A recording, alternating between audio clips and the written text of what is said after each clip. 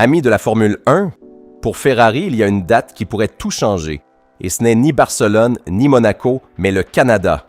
Ferrari a obtenu le feu vert de la FIA pour introduire le nouveau moteur grâce à la Duo. 25 chevaux de déficit à combler, un programme de test intensif entre Mugello, Fiorano et Monza, et l'aileron Macarena, prêt à faire ses débuts à Miami. C'est une victoire importante pour essayer de se rapprocher toujours plus de Mercedes et enfin se battre pour le championnat pilote et constructeur. Si vous ne voulez manquer aucune mise à jour sur Ferrari et la Formule 1, laissez un like et abonnez-vous à la chaîne. Cela dit, commençons tout de suite l'analyse. Le programme ADUO, qui signifie opportunité de développement et de mise à jour additionnelle, entrera en vigueur précisément après la première étape américaine, et Ferrari remplit pleinement les critères pour la mise à jour de son moteur. Son moteur à combustion interne est au moins 2% moins puissant que celui de Mercedes, qui représente actuellement le point de référence absolu pour la puissance thermique dans la grille. Une estimation qui, traduite en chiffres, vaut environ 25 chevaux. Un écart qui s'est clairement manifesté lors des 3 premières manches à chaque fois que la SF26 devait décharger puis récupérer l'énergie électrique. Dans ces 3 premières courses, Ferrari souffrait beaucoup dans les zones où il fallait utiliser toute l'énergie électrique puis la récupérer dans les lignes droites les plus longues et les plus rapides du circuit, là où Mercedes dominait clairement et sans rivaux. Attention à un point important souvent mal compris. Ferrari a un déficit de puissance d'au moins 25 chevaux par rapport à Mercedes, et non de 25 chevaux en valeur absolue. Cela signifie que le moteur Ferrari se trouve à 2% d'écart du moteur Mercedes, mais qu'il rentre dans la fenêtre entre 2 et 4% et recevra donc une mise à jour de développement supplémentaire sur le moteur. Cela ne veut pas dire que le déficit de puissance effectif est de 25 chevaux. Il se situe dans cette fenêtre, donc d'au moins 25 chevaux, mais probablement davantage. La mesure se base exclusivement sur le thermique et non sur les performances combinées du moteur à combustion et du moteur électrique. La partie électrique reste hors de l'équation, mais le déficit du moteur à combustion se propage inévitablement sur la recharge et sur le déploiement du MGUK, qui est fondamental pour les performances globales de la voiture en piste pendant le Grand Prix. Selon les informations rapportées par Julian Cerasoli et confirmées par le Corriere della Sera, Ferrari aurait déjà reçu le feu vert de la FIA pour introduire la mise à jour du moteur dès le Canada. Tout dépendra évidemment de la disponibilité des nouvelles spécifications ou si l'équipe choisira d'attendre une fenêtre de test plus favorable pour valider le package complet. Le Canada est la fenêtre la plus proche, mais pas la seule option sur la table. Le week-end de Barcelone du 12 au 14 juin représente une alternative concrète avec de meilleures conditions pour collecter des données propres avant d'engager la nouvelle unité en course. C'est une mise à jour extrêmement importante pour Ferrari pour essayer de rattraper son retard sur le moteur thermique. Et on sait qu'inévitablement, si on récupère sur le moteur thermique, on gagne aussi quelque chose sur le moteur électrique parce que le super clipping est plus grand et plus efficace. On récupère plus d'énergie électrique via le MGUK, qui va ensuite dans la batterie. Et Ferrari, ayant choisi des batteries de dimensions différentes avec un emplacement différent de celui de Mercedes, pourra tirer davantage profit de cet avantage tout au long de la saison 2026. Donc attention, ce ne sera pas seulement la partie thermique qui sera récupérée, mais aussi l'énergie électrique au cours du tour. À partir du Canada, la situation changera complètement et Ferrari sera enfin une autre voiture, compétitive pour la victoire et pour le championnat. Un avril sans course ne signifie pas un avril sans travail, bien au contraire.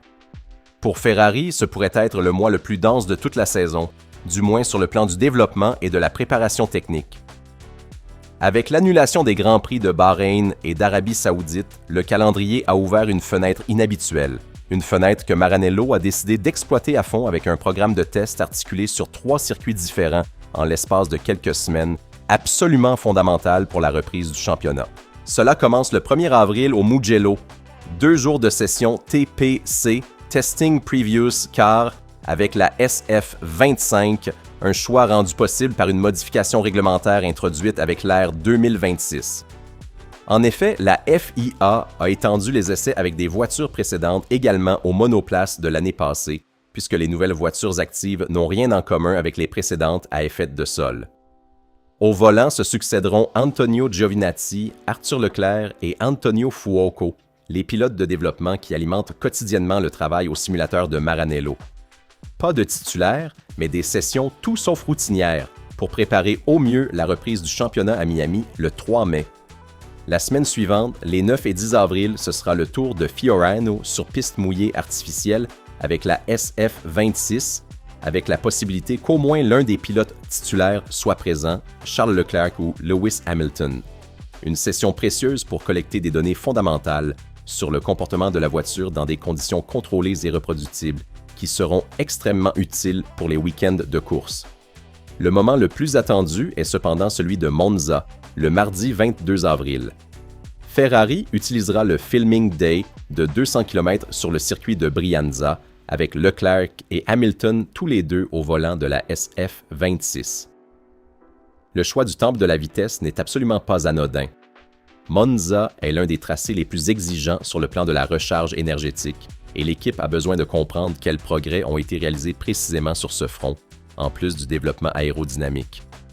On dit que d'autres équipes ont prévu des sessions similaires à Monza à des jours différents pour vérifier leurs propres progrès dans la gestion de l'énergie électrique. Le rendez-vous d'avril sert aussi à valider le package de Miami et au cœur de ce package se trouve l'aileron Macarena. La reverse wing devra être prête et validée avant la reprise du 3 mai en Floride.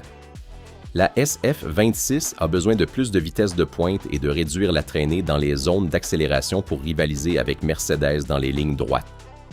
Tout laisse penser que les mises à jour viseront à améliorer l'efficience aérodynamique sans sacrifier l'appui que la voiture a déjà démontré avoir, en plus d'un excellent châssis, comme l'a également confirmé Andrea Stella, directeur de McLaren.